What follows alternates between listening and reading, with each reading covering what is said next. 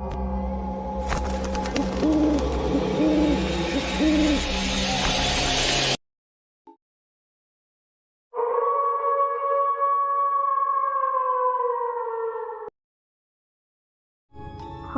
এক দমকা ঠান্ডা বাতাসে পথিকের হাতে থাকা একমাত্র আলোর উৎসটি নিভে যায়। সে দেখতে পায় সামনে একটু দূরেই অন্ধকারে একটি অবয়ব দাঁড়িয়ে রয়েছে। সেখান থেকে ভেসে আসছে একটি পরিচিত কণ্ঠস্বরের ডাক। এই নির্জন পথে পরিচিত মানুষের উপস্থিতি পেয়ে ভয়টা একটু কমলে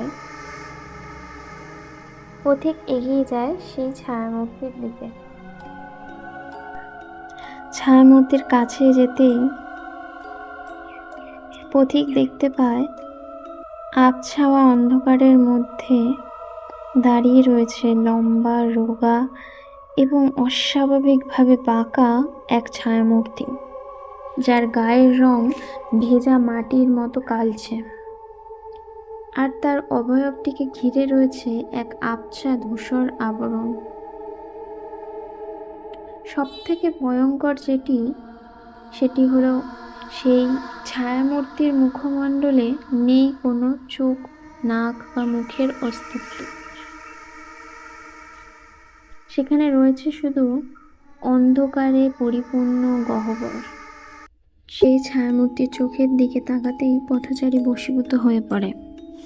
কানাফুলো হাওয়ায় ভেসে যে পথে যায়, পথচারী তার পিছু পিছু সেই পথ অনুসরণ করে হেঁটে চলে।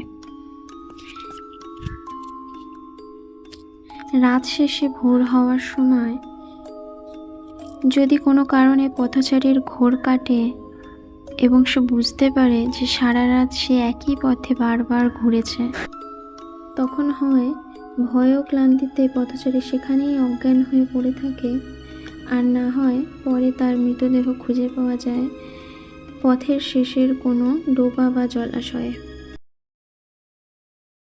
আজকের গল্প এখানেই শেষ হলো। ভিডিওটি ভালো লাগলে লাইক, কমেন্ট এবং শেয়ার করে পাশে থাকবেন। ধন্যবাদ।